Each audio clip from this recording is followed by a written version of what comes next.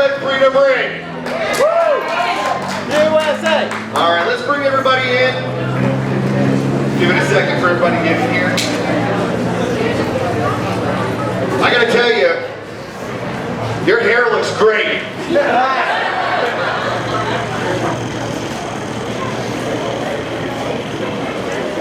I want to welcome everybody here. Somebody asked me just a minute ago, what made you guys decide to do this? And I didn't even have to think about it. I said, because somebody told me I couldn't. When somebody tells you you can't do something, you have to ask why. So today we are here today to celebrate freedom, to celebrate the Constitution of the United States, the Bill of Rights, the document that tells us that we are allowed to do this. Now when somebody from our government publishes a document on the internet that says you can't gather, you can't get more than 10 people together, we say, well, we have a document that says otherwise. And that's what we're here to celebrate today. So I want to get things started right now. Dan Carr can join me up here. Dan Carr is, I'm Brian Rose, by the way, and this is Dan Carr. And we are the coordinators of this. So we'd like to get everybody started with Dan's brother, Jonathan Carr, is going to come up and lead us in prayer as we get started. Let's bow in prayer. Our Heavenly Father, Lord Jesus, we come to you and we thank you for the wonderful freedom that we find in you and we get from you. Lord, we thank you for the freedom from sin that you provide to us and your Son, Jesus Christ, and what he did for us on the cross. And Lord, we thank you for the freedom that you have given us as our God-given rights and freedoms that were given to us by God himself. And that today we get to come together and celebrate these freedoms. Lord, I pray that you will bless each speaker, that you will help them to provide a speech that will help us to further our liberties and freedoms, Lord. We love you and I thank you for what you've done for me, saving me from my sins. I love you very much. In your name I pray. Jesus, amen. Amen.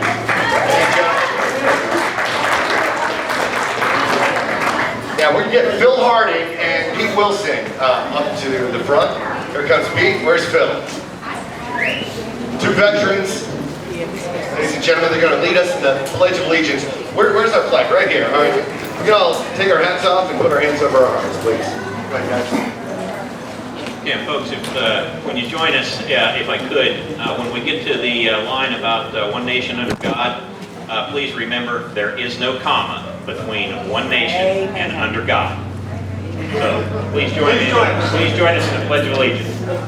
I pledge allegiance to the flag of the United States of America and to the republic for which it stands, one nation under God, indivisible, with liberty and justice for all. Do we have any veterans in the house? Raise your hand if you're a veteran. All right, big hand for all the veterans. Let me tell you what, veterans, these are the most important people here because those of us that stood up and raised our right hand, we are the oath takers. We are the ones that vowed to defend the Constitution. So you are the stars of today's show. So give yourselves a round of applause. Before we move on, we're going to celebrate that Constitution by honoring the flag and all the veterans. I'd like you to render a veteran hand salute while we sing the national anthem. Dan's going to introduce our singer for the national anthem. How about the Mississippi State? All right, my son, who is 12 years old, and I'm proud of him. He's going to come. He's going to sing for us the national anthem.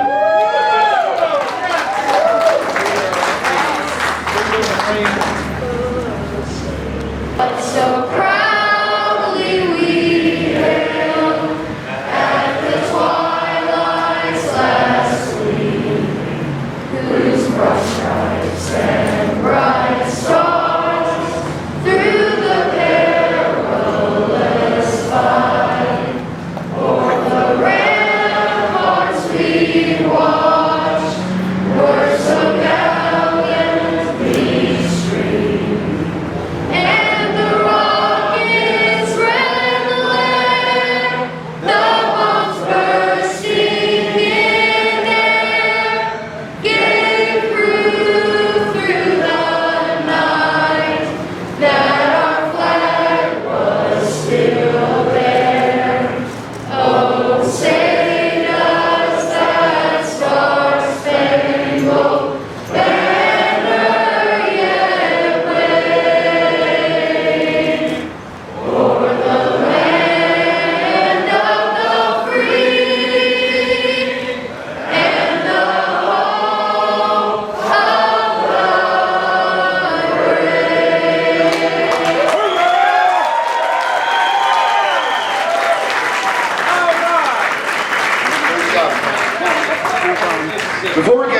our first speaker. And first of all, I want to recognize all of the elected officials that are here today and just say, hey, you've got some cojones to come out here and say, we disagree. So I'm glad for that. Nobody here today is to deny that there is a virus out there. We know that there's a virus out there called COVID-19. And we're not here to rub anybody's face in it or to mock that in any way whatsoever. What we're here to do is question the reaction of this virus. Question the overreach that our government has imposed upon us because of this virus. Because let me tell you this, long after COVID-19 is gone, the crisis, the constitutional crisis that we are facing right now will linger on for many, many years. They don't get to push the pause button on the Constitution. These are our rights.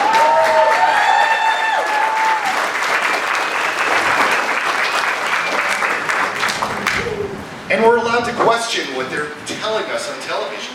That doesn't make us denying science. We're not here to deny science. But when they tell us that we're in grave danger, and then we look at the websites where the CDC is giving us information, and we look at the website of the Mississippi Health Department and find out that 99.03% of the folks that have succumbed to this disease have severe underlying issues.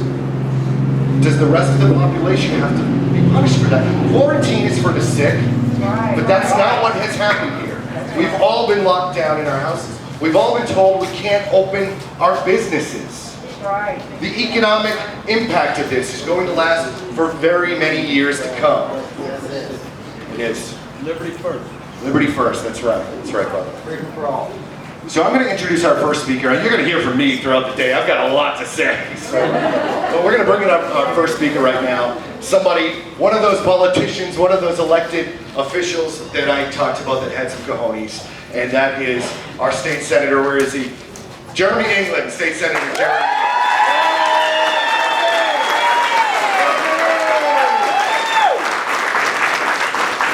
Thank you, everybody. Ron, you didn't disinfect this microphone before you came. Guys, as Brian just said, my name is Jeremy England. I'm a state senator. I have the honor and the privilege to represent District 51 over in Jackson County. It's been a privilege that I've had since January. So I'm new into politics. That's my first office to run for, and I was fortunate enough to be elected. I'm glad to be here today. Before I start making a few comments here, and by the way, I understand that I'm here today preaching to the choir, right? I know that said a lot, but if it's ever true, it's today. We're here gathering because we all understand what we're here for, but it's important for us to be heard, and that's what we're here to do today. Before I get into my remarks, let me say one thing that's also very important. Happy Mother's Day. Happy Mother's Day to all the mothers. And if there's one thing I've learned, it's that I looked over and saw President Trump over there, so cut out.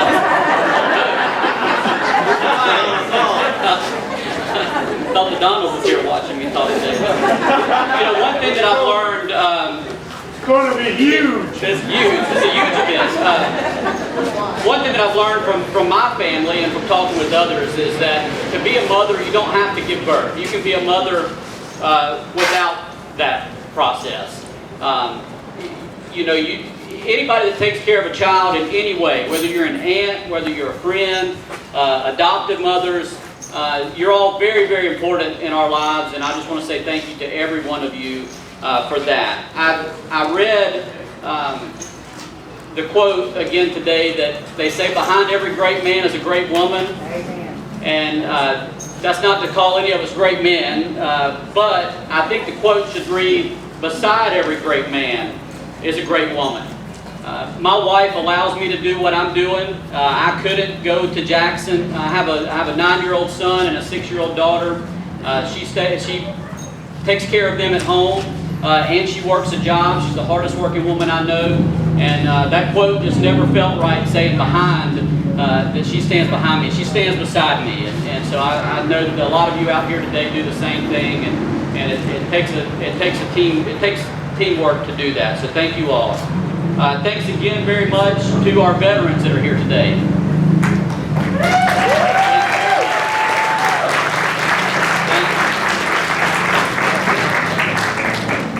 I don't want anyone to ever forget that we're able to do this because of the men and women that do serve our country.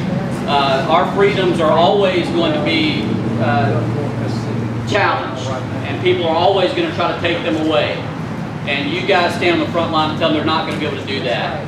And I'm very thankful. Those of you that have served and are serving, thank you so very much. Guys, I know that Brian mentioned a very important document earlier, the Bill of Rights. And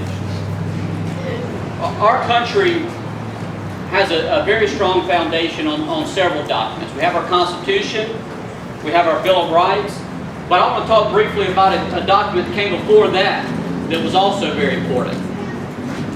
I want to talk a little bit about a specific phrase that was put into our Declaration of Independence when Thomas Jefferson, and let me just say, Susan Kelly Garrett, I know that's her favorite president, so I want to tell her I'm thinking of her whenever I talk about the Declaration of Independence Day too. But I want to talk about the time that our country was going through when that Declaration of Independence was written. Our country, the people in America, were dealing with a tyrannical government at the time. They were dealing with Britain not recognizing our rights here as Americans. Those leaders, in their infinite wisdom, founded a country for us. They founded a democratic republic where we are allowed to vote and select our leaders, and we keep them accountable by that vote. I'm very thankful for that. I know that if it came down to it, that those of us, all of us here in this crowd and most of us would step up and do our part to fight for our country and to fight a tyrannical government if we had to. I hope and I pray, and I really don't think we're going to have to deal with that because of the vote and because of our ability to hold our leaders responsible. But we're ready if we need to be. Let me read from you this very important quote from our Declaration of Independence.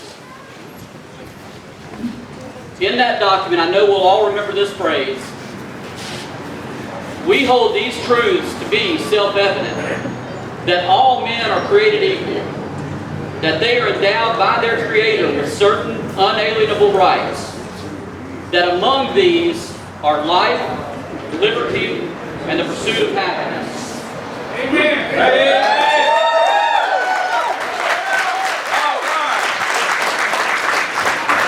Life, liberty, and the pursuit of happiness. I want to focus on that first word, life.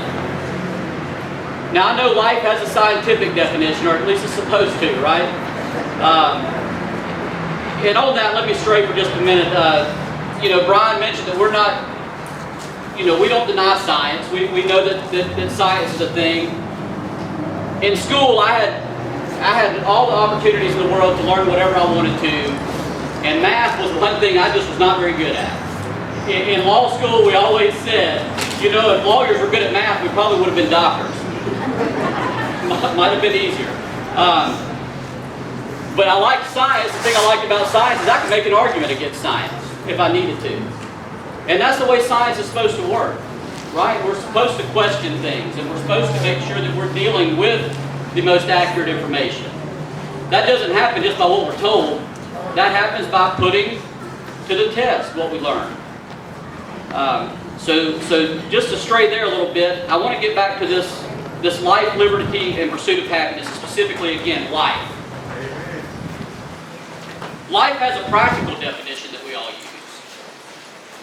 When we're out, when I was in school, and when I went on to Mississippi State University and then went up to Ole Miss for law school, I was learning a trade.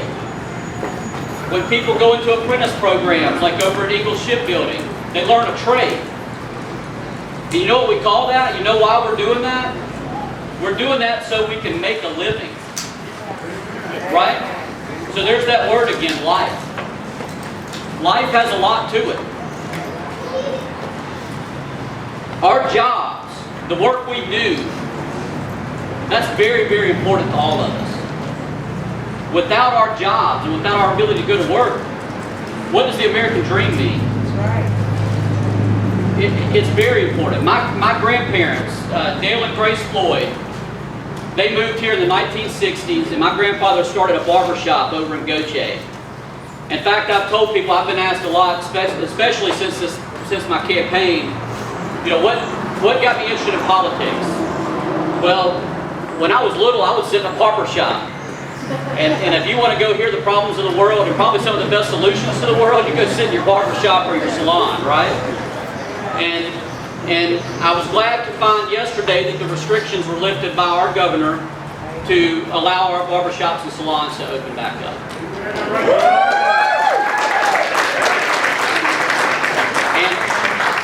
And I'll mention our gyms, which I've been in a gym once or twice, but that's not my biggest thing. I probably need 2 more, but I know that that's very important. I went and picked up food for my family last night at Buffalo Wild Wings. One of the guys said, "Hey, you're a representative, right?" He said, "When are we going to open the gyms?" I said, "Well, oddly enough, that executive order was written today." And I reminded him, I said, "You know, that's a governor's executive order." And we're up there, my colleague, Senator McDaniel, and those of us, Representative Hank Zuber, I'm not sure if I've seen him yet here today, but all of us, we're up there and we're doing our part, and we can talk to the governor, but I do believe we have a governor. When I look at states like Michigan and California and New York, guys, here in Mississippi, we do have good leadership.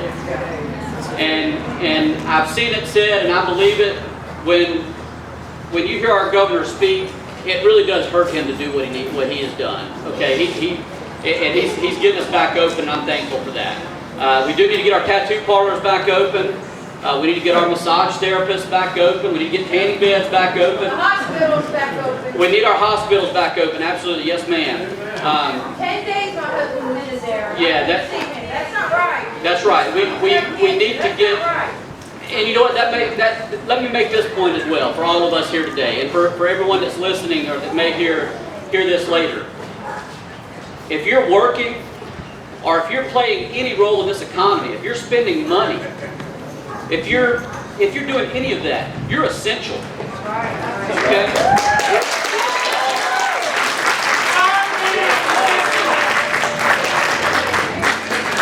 Now I know that we have a lot of people here to speak. And I sat down about 10 minutes before I got here, and I jotted down these notes of things I wanted to talk about. But I want to leave us with one thing that I really truly believe, and that I want all of us to remember going forward, and I want everyone to hear this. COVID-19 is something that we're just now dealing with. It's brand new. A couple of months ago, if somebody would have said social distancing, I would have thought about Facebook or something. I wouldn't know. You know, does that mean stay away from social media? We just wouldn't know. Social distancing is a new thing. So we have a lot of new things in place, and we had some measures that were put out there to help our hospitals keep up with the problem that they were facing. We all heard flatten the curve. We all heard that we didn't want to overload or overtax our hospital systems for what we knew was coming and what they were going to have to deal with. Those provisions were put in place to save lives. Well, ladies and gentlemen, now it's time to let people get back to work for the same reason, to save lives. I want to thank you all for being here. I want to thank Brian and Dan for putting this together. This is a great event. And I'm sure, like most of you, I'm looking forward to hearing these other speakers. And I never miss an opportunity to hear Senator Chris McDaniel speak. Always. I appreciate serving with you. It's a great honor to serve with you. Thank you all. God bless America and God bless Mississippi.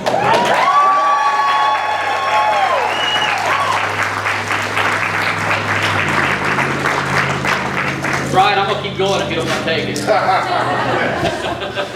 No, come on, I'm good. I do appreciate the cowbell being rung, though, before, to get us all started.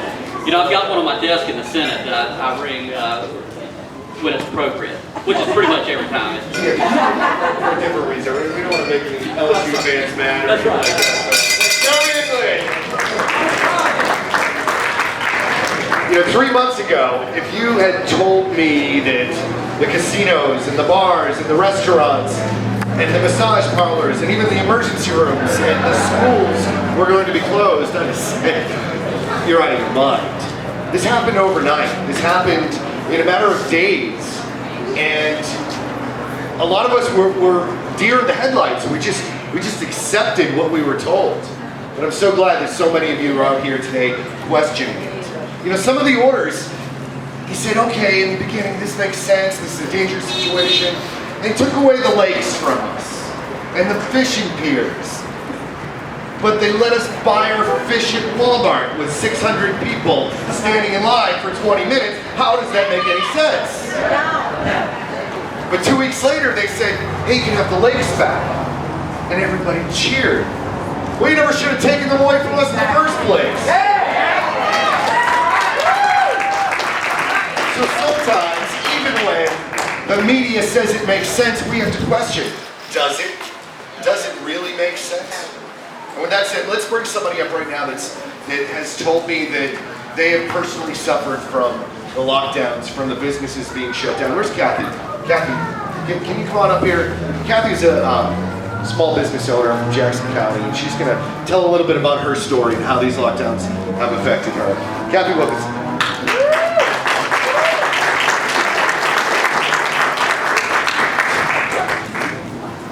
Thank y'all. Good afternoon, Patriots. My name is Kathy Wilkenson, and I own and operate a small business. Turn like that. Just put it closer. Closer? Yeah.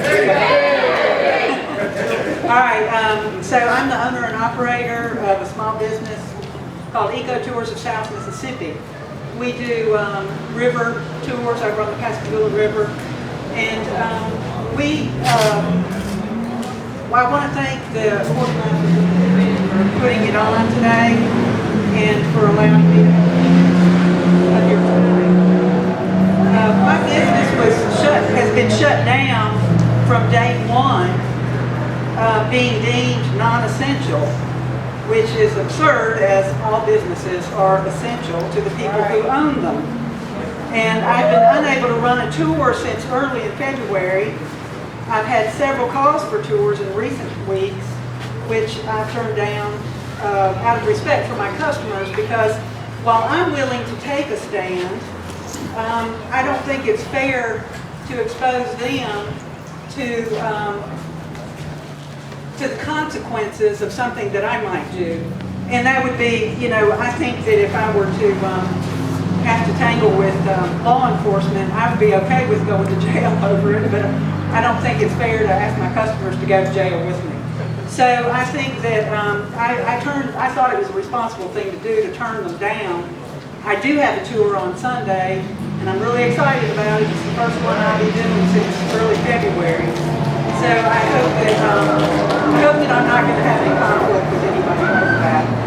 But I'm here today because, like you, I'm angry about how politicians and bureaucrats, even healthcare professionals, and some law enforcement officials have seized power and control over the citizens of the United States by denying us our God-given, constitutionally guaranteed rights as a free society. Even with phased openings of states, including Mississippi, this is just the beginning of the fiscal pain that small businesses are going to suffer in this pandemic. And the guidelines for operating a business is oppressive and not sustainable. All these people who are making these rules and these guidelines, and none of them have a stake in any of this. None of them have any of their resources tied up in this. None of them have ever made a personal payroll in their lives. They're just mandating these things because they can. And none of them are missing a paycheck either. My business depends on tourism, and I may be out of luck. I may be out of luck this year again. Last year we had a crappy year because of the closures on the beaches, which again I thought was kind of an overreach from the Department of Environmental Quality, but that's something else entirely. But anyway, I don't qualify for any of the economic relief in the form of some of these handouts. A lot of people I know don't. Small business owners, if you don't have a payroll. And frankly, I don't want to get involved with the Small Business Administration because they're almost as fascist as the IRS. But anyway, I expect that they're, I modeled my business so that I don't have a lot of debt. I don't, and I don't have a lot of overhead. But my heart breaks for some of these people. Salon owners are a good example of it. The hoops they're having to jump through just to try to make a living, and it's oppressive. So anyway, I don't want to take up a lot of your time. In closing, I just want to thank some of the people who have been brave enough to stand up against the tyranny that our government is trying to impose on us. Carl Mankey, the Michigan barber, who said he'd stay open until he was arrested or until Jesus comes. Shelley Luther, who's the Texas salon owner who actually went to jail. Her business. She and her employees, just so she and her employees could feed their children. And then I also have to commend Lakeside County, California Sheriff Chad Bianco, who told his board of supervisors that he would not make criminals out of people who are exercising their constitutional rights. Anyway, those are just a few of the patriotic Americans who have bolstered my faith in the spirit of freedom in the United States of America. And I want to thank you for your time, and God bless America. Good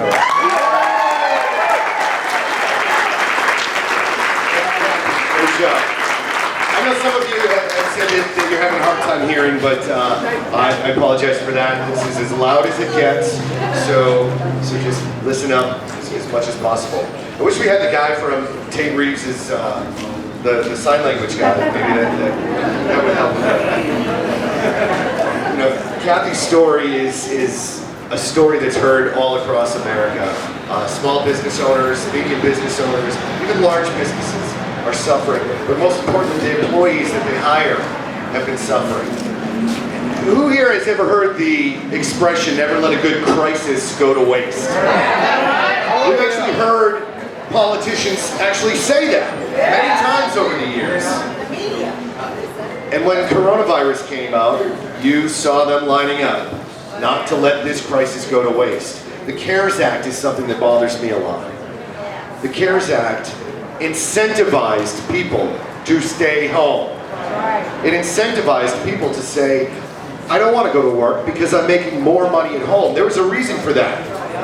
Where the average grocery store employee across America makes $11 an hour, but all of a sudden, if you're laid off, or if you decided that you didn't want to work because of the virus, you're at home making $24.45 an hour. And that sounds great. That sounds great. But what happens when it's time to go back to work? There was a reason behind this. There was an agenda behind this. That's why Bernie Sanders made sure to add that $600 bonus so that everybody, both the working, the quote essential working, the non-essential at home, would all start demanding higher minimum wage. Well, the federal government has no reason to demand any minimum wage. That is for the states to decide.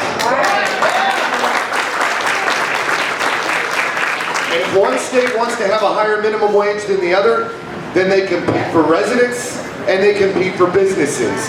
We have state rights. With that said, I know a guy who truly believes in state rights. He's a mayor of one of our great coastal cities. And he was actually one of the first mayors, him and his board of aldermen, who decided, you know what? We're going to let the governor make the rules, and we're not going to put any restrictions on our people. And he was one of the first to lift all restrictions. Ladies and gentlemen, Mayor of Ocean Springs, Shea Dobson.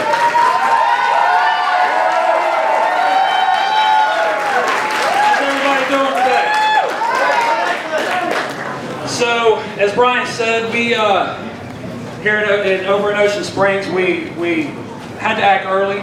We put together some restrictions from that the governor had advised us to put forth. There were some recommendations by the CDC, and we did put those in place at the very beginning. We did pull those back once it became clear that the governor's orders was more or less matching us. But before I go get into that a little bit more, I just want to thank the organizers of this. This is a very important event, everybody. This is important because our rights are being threatened today, and they have been more than they have in a long, long time. So we need to come together to show our numbers and to voice that we will not accept our rights being trampled on any longer.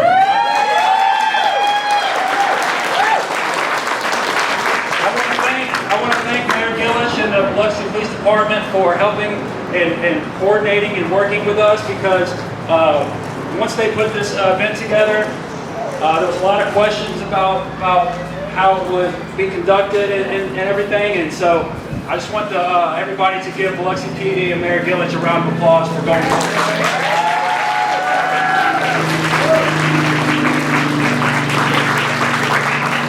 So I'm a millennial and I write my notes on my phone, so just bear with me for a second. But yes, we are in unprecedented times. And this is scary. This is scary stuff. Nobody's here saying that the coronavirus is not real. And nobody's here saying that we should not be on guard when necessary and take proper precautions. But again, like I said, we initiated some guidelines that we felt was necessary, but there was a lot of conflicting reports coming out, a lot of information coming out. The sources, nobody knew exactly what was the correct information, so we acted with what we felt was the best decision for our residents at the time. Again, it's become clear that some of the information we're being told, the methodology they're using is not exactly completely accurate and not exactly sound, and so it's important that we look at science, but it's also important that we look at those people in leadership and question their motives, number one, and where they're getting their information from. So we have right now, as we've always have in any type of emergency, we have opportunists. We have people in government doing everything they can to use this as an excuse to push their agenda. They want to fill their spending bills with unrelated, unnecessary pork. They want to hide programs into these bills that are frankly un-American and unconstitutional. And so we have to think about that. We have to constantly stay on guard. But it's not just people in Washington that are the opportunists. There's other folks. Like in Hawaii, they were thinking about using GPS tech and ankle monitoring to track individuals never even accused of a crime to make sure that they're staying safe. Now, that is absolutely un-American. The Jackson mayor decided to usurp the Mississippi Constitution and make a ban on open carry. I worked for the National Association for Gun Rights in Texas, and I'll be damned if anybody's going to take our fight.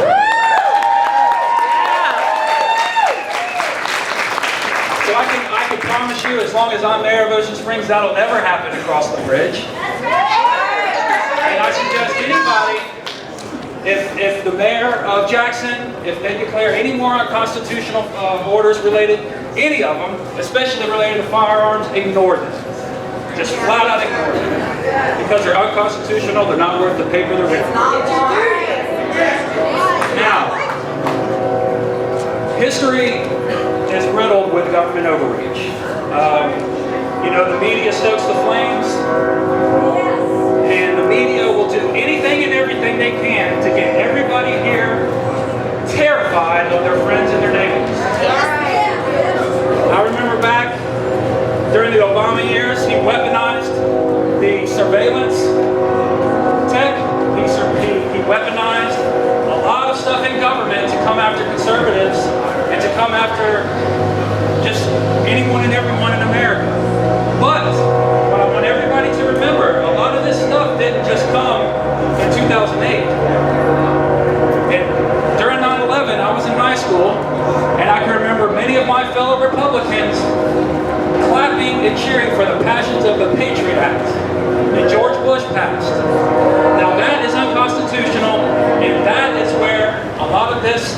stuff emanates from. The Bill of Rights is not a la carte. Okay? The Fourth Amendment, the right to privacy, is just as important as the First and the Second. And I can promise you, if you're worried about your Second Amendment rights, and you give up your right to privacy, it doesn't matter about registered firearms, because they're just going to hack into your phones, and they're going to know every single information about every firearm you own, where you like to worship, everything you do. So we have to protect the Fourth Amendment. We have to protect the entirety of the Bill of Rights. You can't give an inch.